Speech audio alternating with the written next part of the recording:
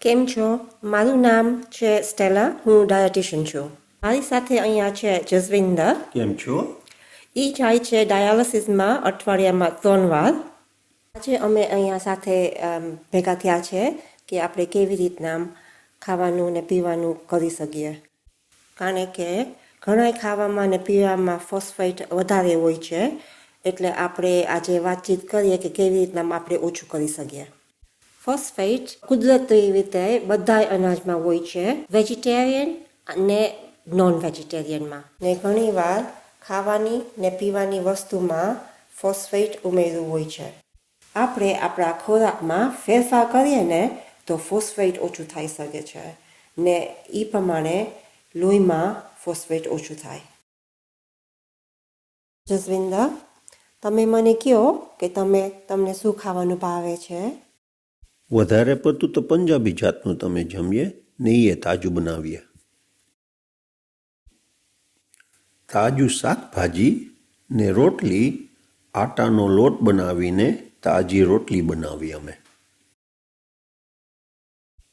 શુક્રવારે અમે જુદું જાતનું જમવાનું કરીએ. કોક ફેરે લઝાનિયા બનાવીએ કાં કોક ફેરે પિઝા કે પાસ્તા બનાવીએ. સરસ.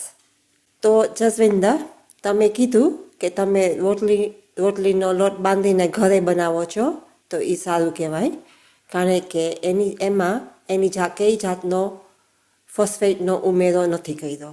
તો આપણે બહારેથી ખાવાનું લઈએ પેકેજ કરેલું, એમાં ફોસ્ફેટ એડિટિવ્સ ઉમેરો કર્યો હોય છે. ફોસ્ફેટ એડિટિવ્સ ઉમેરો કરે કારણ કે ખાવાનું વધારે ટકે ને બગડી ના જાય ને સુકાઈ ના જાય ને ખાવાનું કૂણું રહે. તો આપણે ફોસ્ફેટ એડિટિવ્સનું ખાવાનું ખાઈએ તો આપણા લોહીમાં ફોસ્ફેટ્સનો ઉમેરો વધારે ને જલ્દી થાય છે. આપણે તૈયાર જે ખાવાનું લઈએ દુકાનમાંથી, એમાં ફોસ્ફેટ હોય છે. જે ખાવાનું પેકેજ કરેલું મળે કાં ફ્રોઝનમાં કાં તાજું હોય, એમાં ફોસ્ફેટ હોય છે. એ કાં માછલી હોય કાં મીટ હોય કાં તાજું હોય, એમાં ફોસ્ફેટ હોય છે. અહીંયા આપણી પાસે છે ખાવાનું કે આપણે સુપરમાર્કેટમાંથી લીધેલું છે. આ આપણે લીધું હોય કે આપણી પાસે ટાઈમ જરાક ઓછો હોય ને તો આપણે વાપરી શકીએ. અહીંયા અમારી પાસે છે દુકાનમાંથી લીધેલું. આ છે રોટલી, આ છે રેપ્સ, આ ફ્લેટ બ્રેડ, આ નાન ને આ ક્રમ્પેટ્સ. આમાં કોકવાર ફોસ્ફેટ એડિટિવ હોય છે ને કોકવાર નથી હોતું. તો આપણે કેવી રીતના જાણી શકીએ કે આમાં ફોસ્ફેટ એડિટિવ્સ છે કે નહીં? આપણે જાણવું હોય ને કે આ પેકેજમાં ફોસ્ફેટ એડિટિવ્સ છે, તો આપણે ઇન્ગ્રેડિયન્ટ સેક્શનમાં વાંચવું પડે. ફોસ્ફેટ એડિટિવ્સ હોય ને એમાં, તો એમાં શબ્દ લખ્યું હશે ફોસ કા ઈ નંબર. જસવિંદર, આમાં જો કે ફોસ્ફેટ એડિટિવ્સ છે કે નહીં. આમાં લખ્યું છે કે રેઝિંગ એજન્ટ વાપર્યું છે એ સોડિયમ ડાયફોસ્ફેટ છે. હા, આ સાચી વાત છે. આ કાયમ વાપરીએ છીએ. અહીંયા આપણી પાસે રેપ્સ છે. એમાં આપણે જોઈએ ને તો ફોસ્ફેટ એડિટિવ્સ જરાય નથી, એટલે આ આપણે વાપરી શકીએ. ચાલો આપણે જોઈએ અહીંયા બીજું શું છે. ઓકે, તો અહીંયા છે આપણી પાસે સોફ્ટ ડ્રિંક્સ છે. તો ઘાટા રંગીલા સોફ્ટ ડ્રિંક હોય જ ને, એ કે કોક કા ડોક્ટર પેપર, એમાં વધારે પડતી ફોસ્ફેટ એડિટિવ હોય છે. તો જેટલા ચાખા રંગીલા સોફ્ટ ડ્રિંક હોય ને, કા સ્પ્રાઇટ, લેમનેડ, ફાન્ટા, 7 અપ, એમાં ફોસ્ફેટ એડિટિવ ઓછું હોય છે, એટલે એ વધારે સારું આપણે એ પીએ તો. અહીંયા આપણી પાસે પેકેજ કરેલું મીટ છે. જુદી જાતના મીટના પેકેજમાં ફોસ્ફેટ એડિટિવ્સ કોકવાર હોય છે ને કોકવાર નથી હોતા. આમાં ફોસ્ફેટ એડિટિવ્સ નથી.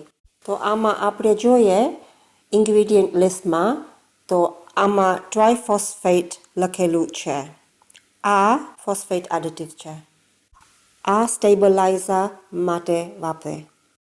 હા હું સમજો. તો જસવિંદર, તમે મને કીધું કે તમે વેજીટેરિયન છો. સાચી વાત. તો ચાલો આપણે ડેરીના પ્રોડક્ટ્સનું વાત કરીએ. તો આમાંથી તમે શું કાયમ ખાવ છો? આમાંથી છે ને દૂધ મારા સિરિયલમાં નાખીશ સવારના, ને પનીર, કોટેજ ચીઝ ને મોઝરેલા એ ખાઉં હું. પણ આ પ્રોસેસ ચીઝ છે ને એવું નથી ખાતો. આ સારું કહેવાય, કારણ કે પનીર, કોટેજ ચીઝ, મોઝરેલા એમાં ફોસ્ફેટ ઓછું હોય છે. પણ પ્રોસેસ ચીઝ હોય છે ને કે ચીઝ ટ્રાયંગલ કા ચીઝ સ્લાઇસ, એમાં ફોસ્ફેટ વધેલું છે. બીજું, ગાયનું દૂધમાં ફોસ્ફેટ વધારે હોય છે, પણ આપણે ચોખાનું દૂધ કા બદામનું દૂધ કા ઓટ્સનું દૂધ વાપરીએ તો ફોસ્ફેટ એમાં ઓછું હોય છે. આપણે દર વખતે જાણવા માટે ઇન્ગ્રીડિયન્ટ લિસ્ટ વાંચવું જોઈએ. અહીંયા આપણી પાસે 2 જાતના ઓટનું દૂધ છે, આપણે જોઈ શકીએ. તો આમાં આપણે જોઈએ ઇન્ગ્રીડિયન્ટ લિસ્ટમાં તો ફોસ્ફેટ એડિટિવ્સનું શબ્દ લખેલું નથી. તો આમાં આપણે જોઈએ ઇન્ગ્રીડિયન્ટ લિસ્ટમાં તો ફોસ્ફેટ એડિટિવ્સનું શબ્દ લખેલું નથી. એટલે કાયમ ઇન્ગ્રીડિયન્ટ લિસ્ટ વાંચવું જોઈએ. જસવિંદર, મને ખબર છે કે તું વેજીટેરિયન છો, પણ જે મીઠ ખાવાવાળા હોય એની માટે આ સલાહ હું આપું છું.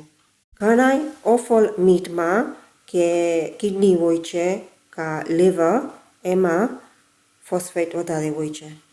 ઘણા મીટમાં ફોસ્ફેટ ઓછું હોય છે.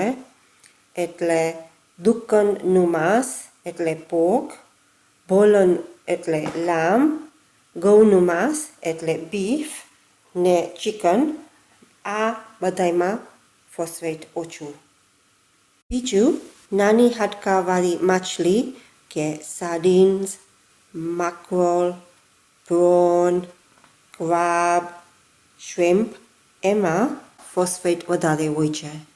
પણ ધોરી માછલી કે કોડ, પ્લેસ, હાડક, સામન કા ટ્યુના, એમાં ફોસ્ફેટ ઓછું હોય છે. આપણે ફોસ્ફેટ ઓછું કરવાની કોશિશ કરતા હોય તો આપણે 4 ઈંડા ખાઈ શકીએ છીએ એક અઠવાડિયામાં. જો આપણે ઈંડા વધારે ખાવા હોય એક અઠવાડિયામાં તો આપણે ઈંડાનું પીળો ભાગ કાઢી નાખીએ તો આપણે ખાઈ શકીએ, કારણ કે એ રીતે ફોસ્ફેટ ઓછું થાય. સ્ટેલા, તું એક વસ્તુ ભૂલી ગઈ છે. મને છે ને જાતના નટ્સ બહુ જ ભાવે, તો એમાં ફોસ્ફેટ હોય? એ સારો સવાલ પૂછ્યો જસવિંદર. તો નટ્સમાં લગભગ ફોસ્ફેટ વધારે હોય છે. એટલે એના આધાર ઉપર આપણે શું ખાધું હોય દિવસમાં એ પ્રમાણે આપણે નટ્સ ખાઈ શકીએ. વેજીટેરિયન ડાયટમાં આપણે નટ્સ ખાઈએ તો પ્રોટીન વધારે મળે. આપણે કેટલા નટ્સ ખાઈએ ને એમાં ધ્યાન રાખવાનું, ને શેકેલા નિમકવાળા નટ્સ નહીં ખાવાના. તો જસવિંદર, આજે આપણે ઘણું બધું શીખવાનું મળ્યું છે. થેન્ક યુ જસવિંદર, તમે તમારો ટાઈમ આજે અમને આપ્યો. આમાં બહુ જ જાણવાનું મળ્યું. Thank you very much.